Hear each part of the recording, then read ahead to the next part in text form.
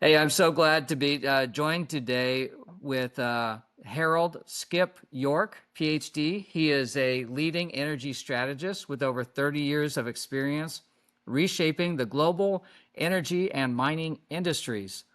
Currently a non-resident fellow at Rice University's Baker Institute. He's held top roles at BHP, ExxonMobil, and Turner Mason and Company, bringing unmatched expertise in the crude oil, refining, and biofuels industries. Skip, I'm so glad you're here with us today. Oh, it's great. Thanks for having me here. I'm looking forward to the discussion. 100%. Thank you. So I gave our listeners kind of a top view. So just tell us a little bit more about yourself, and we'll dive right in.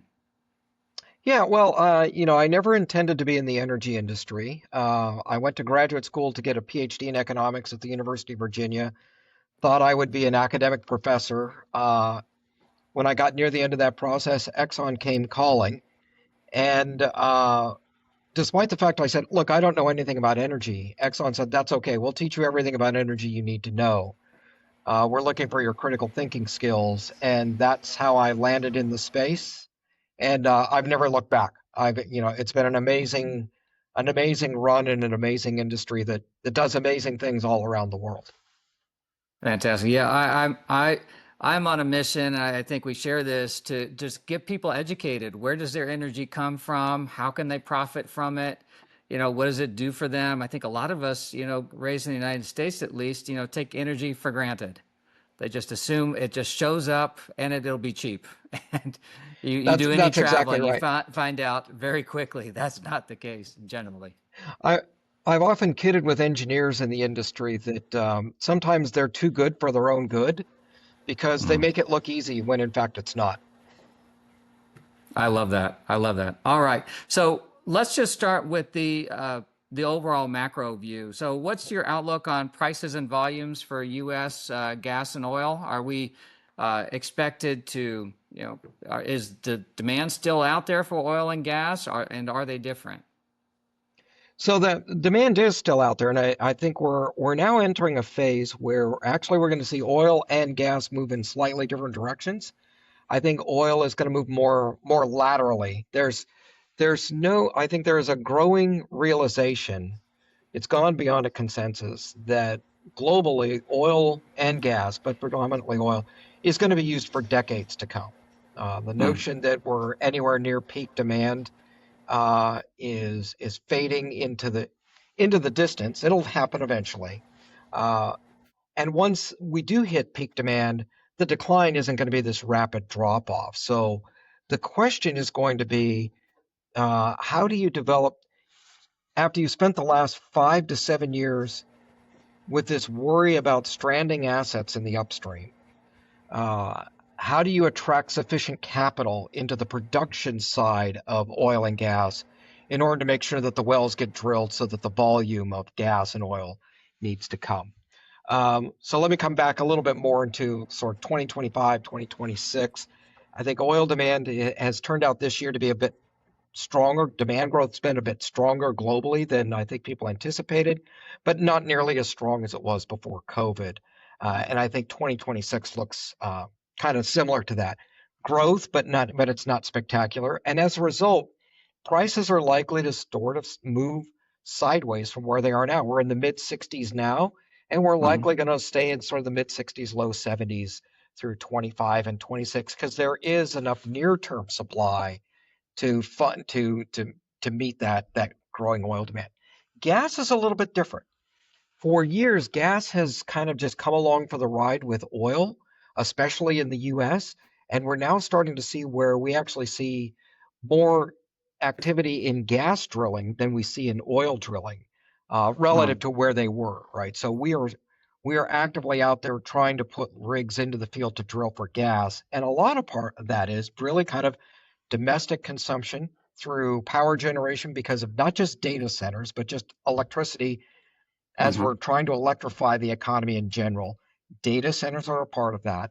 So that's increasing demand for gas into power generation in the US. And then we also need that gas supply to fill the LNG plants that are exporting LNG around the world. And the United States has turned out to be incredibly competitive in the LNG space. It is now actually as of right now, as of this year, the United States is the world's largest exporter of LNG, and that's really happened over a period of about 6 years, which is really kind of unbelievable. But you need gas to fill those plants, and that's why the drilling economics in gas looks a little bit more robust or bullish in the gas side than it does in the oil side. But that's not to say that we don't have opportunities in the oil side as well. It's just that gas, relative to where it has looked historically, just looks a lot better than oil this year and heading into the next few years. Yeah, yeah, that's a great insight. So, help educate me a little bit. So, who are our biggest LNG export markets? Are these changeable? Are they stable? I assume that these are like long-term contracts and big kind of nation-to-nation deals. Yeah, so let me back up and kind of just briefly kind of talk about where LNG was and then where it is today, because the market has really transformed itself. In the early days of the industry, which was 30 years ago, uh, contracts were point to point, very much like a pipeline, but you were using a ship instead. So you produced it in one location and it was going to a fixed market, Japan, Korea, Taiwan. And there were no redestination clauses, is the term in the contracts. It was going to that destination. That's now evolved, and LNG now starts to look more like a global commodity like oil, where we do have those redestination clauses. So even though the vast majority of gas in the US, those LNG exports, about 80% of that volume is tied up in long-term contracts. But those long-term contracts now have these redestination clauses, so it doesn't have to go to where it was intended to go. If you mutually agree between buyer and seller to redirect that cargo, we can now move that cargo to a more attractive market. So where's the gas going? Probably the largest source or the largest customer right now is Europe, and that's not surprising with the Russia-Ukraine war, that the U.S. was able to step in. And there really was the issue in Europe was having the facilities that could receive LNG. Those facilities have been built over the last 3 years. So we see a lot of gas flowing from the United States to Europe, but we also see gas going to Asia as well. And Hmm. those are the two big LNG markets in the world. So the United States has its foot in both basins. And from a country standpoint, that's where you want to be. The nice thing about US LNG producers is that they aren't dependent on selling gas to one particular entity or one particular country. It's a diversified portfolio, and that's just a really strong place to be over the long term. So as far as logistics, and sorry for simplistic questions, so a lot of the LNG facilities are going to be on the Gulf Coast. And so if you're shipping to Japan or Taiwan, that goes to the Suez, or not the Suez, it goes to the Panama Canal, and not, it just, that's Yeah, we the way largely that go that through the goes. And Panama. then, Yeah, well, most of it goes through the Panama Canal. We had a little bit of an issue in 2024 because of there were drought conditions in Panama, so the water in the canal was down, and so there was a queuing issue. But the fastest way to get there out of the Gulf Coast is to go through the Panama Canal. The alternative way is to go through the Suez Canal. And if you're going to Asia, it's a bit longer of a journey. But when you had to look at the canal fees and the wait times at the Panama Canal, it actually made more sense to take that longer journey and go through the Suez. And you're right. For North America, the vast majority of our capacity sits in the Gulf Coast. We do have an LNG plant that is just starting up in Canada called LNG Canada. It's off of the coast of British Columbia. And we have some LNG facilities down in Mexico. We can get US gas to those facilities as well, but the vast majority of the volume moves to the Gulf Coast because the infrastructure is just so much better and just so much more robust than the infrastructure that's heading towards the Pacific coast. yeah, and it's been my observation that the main midstream people that gather the gas from, for example, Permian Basin, which I'm familiar with the most, they've been very active in building their takeaway capacity so that you can get that gas from Midland, Texas, down to the Gulf Coast. Yeah, very active in those pipelines. We actually are constrained right now. We're actually constrained. There's more pipeline capacity coming. But we're in a period of time right now where coast, some of that gas in the extreme western part of the Permian, so Hmm. eastern New Mexico, the extreme part of West Texas, some of that gas is trapped behind the pipe, and we actually see right now we see negative prices in a pricing hub called Waha, which is in Yeah. West Texas. We see negative prices there, but that will get alleviated when this new capacity comes online. And that new capacity will be coming online later this year or early next year. So, and bring that, that necessary relief to those producers.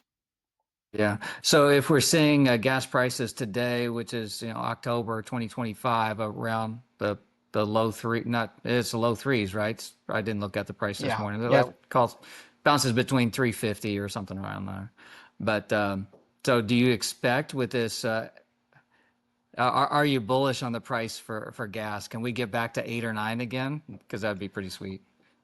Okay, so I don't think we're getting back to 8 or 9. But so I was going to say, yes, I'm bullish, but I'm bullish more like in the fours. So Okay. I think over the long term, we're going to see, improvement in the upstream economics, and that's going to push us more from, you're right. We kind of hover right now between 3 and 350. The next step is going to be between 375 and 4. I think if you're looking out the next couple of years, you're probably looking at the ceiling is probably around 4. If you look out to the end of into 2030 in the early 2030s, we could be looking sort of to 4.5, possibly even 5. There's just so much gas that it's going to be hard for gas prices to get to $8 or $9, absent some very extreme winter event where for a period of days or weeks we could see some fly up. But structurally, there's just so much gas in the US, it's going to be hard for the price to break out, much above 4.50 or $5. Yeah. But I think that that's good news for everybody. People seem to be able to make money at gas around 350. They're happy with it. If people ask me all the time, just like, don't you want oil prices to get super high, like 100? And it's like, no, I don't, because the pitchforks come out. People get mad, and Yeah, gas that prices at the gas pump go high, and it's not good for anybody. So a nice balance. So it's nice to have a lot of good, cheap, available gas that producers can still make a good profit on, a good return on their capital. and if you want, and if your listeners want to kind of just a good rule of thumb is, US gas, call it 3 to 350. The liquefaction process to take it from gas to LNG, that's about another $5. So now you're Mm, on the water at about 8, and another $2 to move it anywhere in the world. So you're in the maybe $10 or $11. LNG prices in Europe and in Asia tend to be in the mid-teens. So there's still this good headroom for US mm, LNG, even at $4 or $5. Yes, you have to add on the liquefaction costs. Yes, you have to add on transportation, but you're already starting at such a low cost base for the commodity that you still have a lot of room to be competitive in virtually any market in the world. And you're right, that's the healthy spot to be, mm. for the industry to stay stable. Uh, I'm going to circle back really quick when you talked about $100 oil. You know, if you think back to it, the first time we breached $100 was in 2007, and that was that was intentional on the part of Middle East producers, specifically Saudi Arabia and Iran. They wanted to test the market at $100 a barrel. And what they discovered is there actually is a demand response. Once you get oil prices get into the 90s and into the $100 range, there will be a demand response. And so what the Saudis have learned is, yeah, $100 is nice, but $80 is better because they get the price and the volume. At $100 they get the price, but they start destroying their own market, and that's just not someplace where they want to be in the long run. And the Middle East producers are going to play this game for the long game because this is the sovereign wealth of their countries. They are going to look to maximize the value of that resource over decades, and they're not interested. You know, they won't necessarily chase it for a couple of months because that serves them no good in the long run. If they end up destroying demand, uh, yeah, they capture a high price today, but they destroy demand in the process. It's hard to get that demand back once it's left, and that's the lesson that The Saudis learned, gosh, almost 18 years ago, and Mhm. they've held to it ever since. Yeah, well, there's not a lot I would agree with, with Middle East politics, but in this we are aligned in terms of Aligned. pricing. Okay, so one of the other questions I get a lot is not just price and volume risk, but about like regulatory risk. So, can you give your view on where we are in terms of regulatory risk in the U.S., specifically for where what I'm familiar with, which would be onshore, let's just say, on private lands, and maybe if you can make that distinction between, the public leases and things like that. Yeah. So I think that the important thing to remember is that when you're onshore, and then the shallow offshore. When you're onshore, you're right. There are two regulatory regimes. The vast majority of production is going to be subject to state regulations because it sits on private land. Federal regulations only apply to federal lands. Um, in terms of production, we'll come back for a second on and talk about where that's not the case. But probably 95% of production is on private lands, and that means it's going to be subject to uh, state regulation regimes where you see where the growth is, like New Mexico, Texas, Oklahoma, North Dakota, Wyoming, Louisiana. We have fairly benign state regulatory regimes. In fact, probably the only place where we don't have a healthy regulatory regime or a more aggressive is California. It really kind of Mm, is isolated in that sense. Even states like Pennsylvania have fairly benign regulatory regimes. That doesn't mean that there aren't regulations, and that doesn't mean that there aren't things that producers have to comply with. But it's just the ability to comply in a competitive and still remain competitive is pretty healthy in most mhm, states, with the exception of California. The federal regulations are really kind of for federal lands, which is, like I said, about 5% of production. And then anything that's more than 12 miles offshore is in federal waters. And so that's where you see the federal regulatory regime. Now, where we are now is we had a delaying tactic. It wasn't necessarily that the regulations got stronger. They did during the Biden administration. But the other thing that happened was the the application of regulations act also slowed down. So the regulations got tougher, and the ability to process paperwork through that regulatory regime got slower. And as a result, we saw a backlog in drilling permits. And you'll hear that a lot, especially in the onshore. Um, the backlog increased by a factor of 10 in the 4 years during the Biden administration. The Trump administration have those permits on their desk, and they're unwinding that backlog. We see something similar in the offshore as well, where it was taking 3 times as long to get a drilling permit for the Gulf of Mexico, now the Gulf of America, uh, and you can't unwind those regulations overnight. But that's the process we're going through now. Is kind of it's not necessarily undoing the regulation. It's just processing applications through the regulations at a more measured and a more meaningful pace.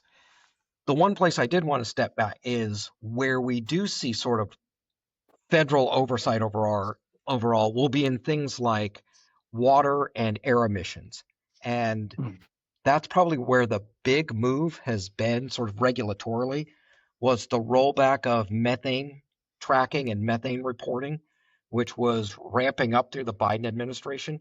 Those regulations are now being rolled back, and those would be regulations that impact any production, whether you're on public or private land, because it's mhm. subject to the Clean Air Act or the Clean Water Act. And that's one place where we are sort of seeing a bit of a regulatory rollback. The producers say okay, this helps, but it really doesn't change their economics very much. They kind of say on average, their cost of drilling is down. If you just look from the regulatory burden, depending on where you're looking, the cost of drilling is down. That's reduced the cost of drilling by about somewhere between $2 to $5 a barrel in a $60 a barrel world. So it helps, but it hasn't been the big game changer that I think a lot of people thought, oh, if we can just undo this regulatory burden, it'll Mhm. unleash this, shale 3.0. and it hasn't unleashed Shale 3.0. It's helped, and it's probably, shale is still growing in 2025, but not at the same rate it had in the previous years. So easing those burdens has kind of helped sustain that growth, but it hasn't resulted in the big energy renaissance that I think people thought that it would back, say, this time a year ago. I think people were much more optimistic and probably overly optimistic about what regulatory relief would do to the upstream part of the industry. Thank you for encapsulating that, because I think a lot of Yeah. people just they hear the headlines, and the headlines are typically geared towards offshore and federal. A lot of people just don't know just how unique the U.S. is in terms of private development of oil and gas and mineral rights. And you're right, and that's a good thing for people to understand is that the United States, even relative to Canada, the United States is very unique in its regime, its regulatory regime in the U.S. and its property right regime is much different in the U.S. than it is anywhere else in the world. So when you're talking about the US, you're really talking about sort of if you understand the US, be very careful to try and apply that knowledge to other parts of the world because it is a completely different regulatory regime once you step outside this country. Great. So we talked about the prices and outlook for oil and gas. We talked about regulations. We talked about the export market. Are there within the U.S., are there any particular basins that are better positioned for like the gas that you're talking about? And you talked about some of the export hubs. Or there's some basins that, infrastructure takes, 2 to 5 years or longer to catch up, I'm sure. But are there particular basins that you'd say, hey, as an investor, you might want to do some extra due diligence on, and or just others that are a slam dunk? Yeah, if you're looking, so let me make a quick comment on oil and then let's go to gas. If you're looking at oil, you're looking at the Permian. 96% of the shale oil growth for the last 2 to 3 years, 90+% of the growth has been in the Permian. It's the largest oil producing region in the world. It's the largest oil producing basin in the world, and it keeps growing. And it's not that there aren't opportunities in other basins, but there's just going to be more opportunity in the Permian than the other big oil basins like the Eagle Ford or the Bakken or the Scoop Stack. On the gas side, there's a lot of excitement and a lot of activity and interest around an area called the Haynesville, which is in northern Louisiana, Mississippi, Arkansas, sort of that part of the that mid South or the western part of the South, just above the Gulf Coast. A lot of interest in that formation because for two things, the wellhead economics are very attractive, and its location to the Gulf Coast gives it an advantage over the other big gas play, which is the Marcellus Utica. That's the one everybody hears about in Ohio, Pennsylvania, and Ohio. Mammoth resource, still untapped, lots of potential. Its challenge is its distance to the LNG plants in the Gulf Coast, and that's where you kind of say unlocking that infrastructure takes 3 to 5 years from the Marcellus or from the Utica. If you're sitting in the Haynesville, it's a much, much shorter period of time. So that's why we see a lot of interest in the Haynesville. For gas drilling, we see a lot of interest in the Haynesville because of its location and its cost. Marcellus because of its cost basis. The other big source of gas into the Gulf Coast is the Permian. We're drilling oil wells, but about, probably 20+% of what comes out of any oil well in the Permian is natural gas. And that's where we've got to have that gas infrastructure to get that gas, evacuate that gas out of the Permian. Because otherwise, if you bind up the wellhead, you not only have to shut in the gas, you're also shutting in the oil when you do that. And as producers, they don't want to do that. So you get this associated gas coming out of the Permian.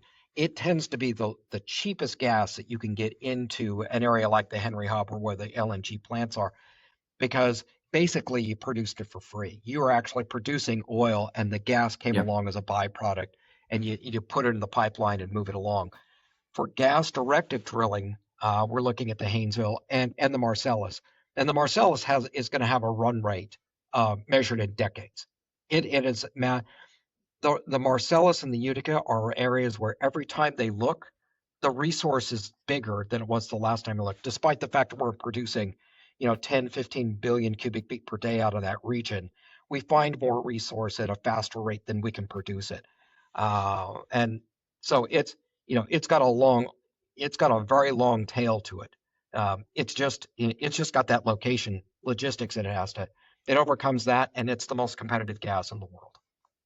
Yeah. Oh, great. Yeah, you brought up an interesting point from a producer. If it's a Permian producer or a well that's got 80% gas, 20%, 80% oil, 20% gas, they've already paid for their drilling just and their operations just for the gas and through the oil, but the gas, like you said, is icing on the cake. My first introduction to the oil and gas field was a guy pointed to a one pipe and he said, "That's where we make the dollars." And he pointed to another pipe and he said, "That's where we make our pennies." And, That's right. it was a lasting That lesson for me. Yeah, yeah, you can get. Yeah, There's and really that's right. three income streams you can get from a well like that, which would be your oil revenue, your gas revenue, and your natural gas liquids, which are another offshoot of your gas. So you've got all Yeah, those different that's right. income streams. And another thing for people to kind of remember is that when you're looking at those wells, especially in the Permian, you'll hear the term gassier. They get gassier over time. And what do we mean by that? It means that that liquid content goes from maybe initially it's 80% liquids and 20% gas. That is that well that we drilled, as it matures, there will be more gas and less liquids that comes out of it. So that's why handling associated gas is important, not only for drilling the well today, but for managing the production of that well into the future, because we know more gas is going to come out of that well relative to oil the older that well gets. And that's why producers have to be on top of that. And that's probably where to kind of close the circle on it, where regulatory risks that you had described more on the emissions side really come into play. So, of course, you have some of these good, and you described them, I think is a good word, there's a benign kind of regulatory scenarios. But when you've got the federal there always will be a Clean Air and a Clean Water Act of some description, and to the extent that you've got measurable amounts of methane or whatever kind of carbon emission coming off of your well, that can also limit the amount of production you can have, your profitability, your reporting, and things like that. So the more you've got it tied into good infrastructure, it's good for everybody. It's like, let's use that and let's get it, to a place that is usable and benefits people downstream. That's right. And the other thing to remember about the emissions, especially when you're looking at methane reporting, is um, no producer releases methane intentionally because Mm-hmm. methane's money. It may be Yeah. pennies, but it's money. And so, Mm. this notion that these producers don't care about their methane emissions is just, it's just the furthest thing from the truth, because for them it's an economic issue. Yes, it has environmental implications, but for them it's an economic issue. Methane leaks are bad and to be avoided, because methane leaks are revenue leaks, and that's you enhance the ability, the economics of the well. If squeezing those leaks improves the economics, and so there's an environmental and economic reason for these producers to go after those sorts of leaks and get them out of the system and get that methane into the pipe. That is a really good insight, and I think good for a lot of people to be reminded that environmental and economic interests can be aligned. And I love that. Exactly, Methane, exactly. methane is money is my quote for the day. Okay, so let's kind of wrap up here. What I'd like to just turn it over to you with any other kind of final thoughts you have. Do you see any disruptions on the horizon? Or do you see any opportunities for oil and gas, maybe in like geothermal or anything like that? So, any other final thoughts you'd like to bring to the table for folks?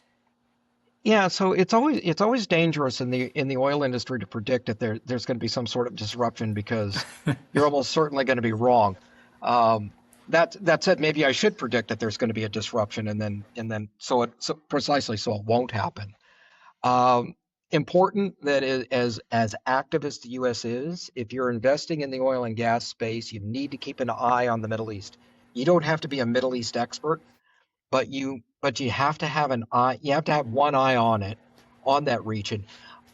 One of the things I think the market is underestimating the geopolitical risk in that region. We've weathered some fairly significant geopolitical events like the October 7th massacre and then the Iran Israeli missile exchanges, which has happened a couple of times, and nothing's happened.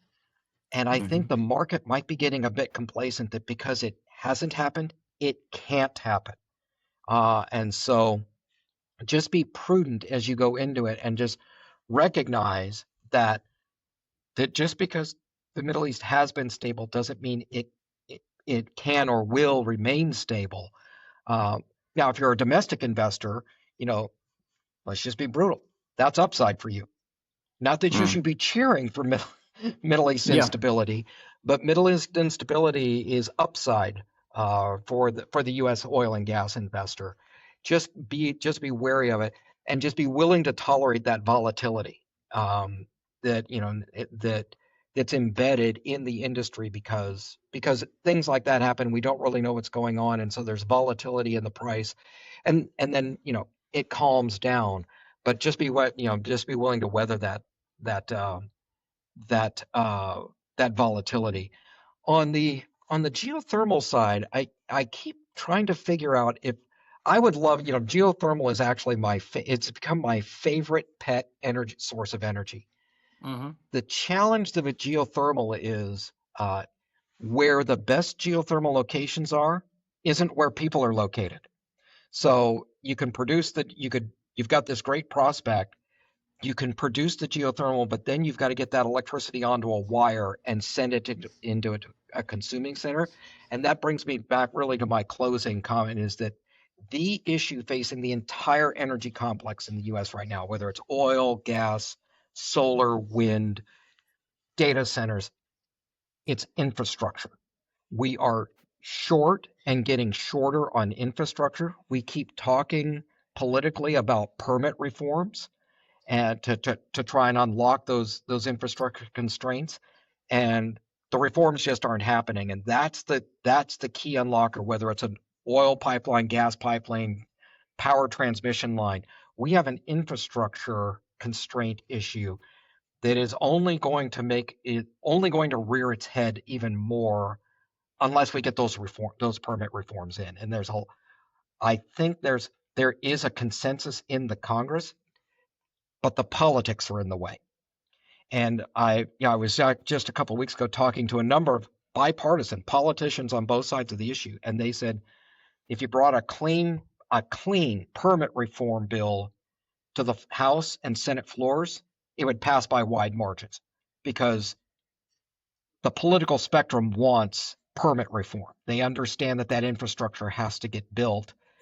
It then gets wrapped up in the partisan politics, and that's why that clean bill doesn't come to the floor. But that's a thing to be watching is, can we get that permit reform in and unlock even more potential than we're already unlocking if we could actually get the infrastructure to cooperate with the upstream and downstream economics that infrastructure depends on. Yeah. Very quickly, what are some of the examples of these infrastructure choke points? Is it just towers with wires on them, or is it is it really It's just copper cabling, or more than that? Well, copper will become an issue at a point. It's not an issue. I'm surprised it hasn't become an issue yet. That's my other pet commodity is copper. Um, the world is well supplied in copper. That as the energy transition continues, that's going to at some point we're going to test the resilience of the resilience of copper supply, but we're not there yet. The issue is putting lines in place. We have about 1.5 terawatts. Now, give you an idea how big a terawatt is. A terawatt is 1,000 gigawatts, and a gigawatt supplies about a million homes with electricity for a year. So that's a lot. That's a lot of power. A lot of it is renewable, And we've got 1.5 terawatts of power that can't come online because it can't connect to a transmission grid. That's how dire the situation is. So we've built the facilities, a lot of wind and solar, some of them are gas. We've built power generation facilities that can't come online because they can't connect to a grid that will deliver those electrons to an end market. And that's, I think, what has a lot of people. I think that's where the political consensus is coming in, because no politician, no matter where you are in the political spectrum, wants to deal with phone calls from a constituent saying, I just flipped my light switch and the lights didn't come on. They don't want, Yeah. and they understand Hmm. that issue. That's where, and I'm still, I'm an eternal optimist on some things. I shouldn't be, because I'm an economist. I'm supposed to be trained to be a pessimist. But I still think at some point we're going to see that political breakthrough and get that reform into place, so we can start unlocking a lot of this capacity that we've put in place, and Yeah. start And using it, because we need the it's, power, and it's low emission power. We need both. yeah, we need all of it. And the fact that, we've built it, you said we built it, we've also paid for it, which, We yeah, all the taxpayer bonds and subsidies that have been paid for, like, important. you got to get some utility out of your utilities, right? You Yeah, actually that's right. have That's to a get some great way. That's a benefit great from way. these things. That's right. Yeah. Awesome. Well, thank you so much, Skip. I really appreciate your insights, and I appreciate you, making things simple. You usually, I believe, talk at a higher level about some of these things, the more nuance. I appreciate you making it simple and understandable for the people that really care about these things. So, where can people access more information about you, or any of your platforms out there, if they want to learn more or go a little bit deeper on some of the things? Because you obviously put out a lot of information on this subject. Yeah, I guess let me kind of tell you, there's probably three ways to find what I'm thinking. I won't call them great thoughts. To think what thoughts I'm thinking. I do have a LinkedIn profile, which is Skip York Energy, so you can find me on LinkedIn. Um, at the Baker Institute. You can just go to bakerinstitute.org and look for the Center for Energy Studies, and you'll find not only the work that I'm doing, but we have a lot of great people at the Baker Institute doing a lot of great thinking in the energy space, across the entire energy space. And so you can find me there. And then the third one is, I actually have my own website, which is a little bit different, because it's called DCS Advising. So it's D, dsc-advising.com. And anything that I do anywhere on any platform, eventually I put it all on that website, so that it's kind of like my warehouse of all the thinking that I've been doing. So, that's not a bad place to find something that I was thinking about, maybe a year or so ago, but it's not contemporaneous now. So look for me in any of those three places. And if people want to reach out, I'm happy to kind of engage in conversations with people that want to know more or have questions. Thank you so much. Appreciate your generosity and your plain spoken, optimistic, and rational point of view on all these subjects. I think that this more rational discussion on energy is just so important. I appreciate your contributions there. Well, thanks for having me on. I hope people get some use and value out of our conversation. I'm sure they will. Thanks a lot, Skip.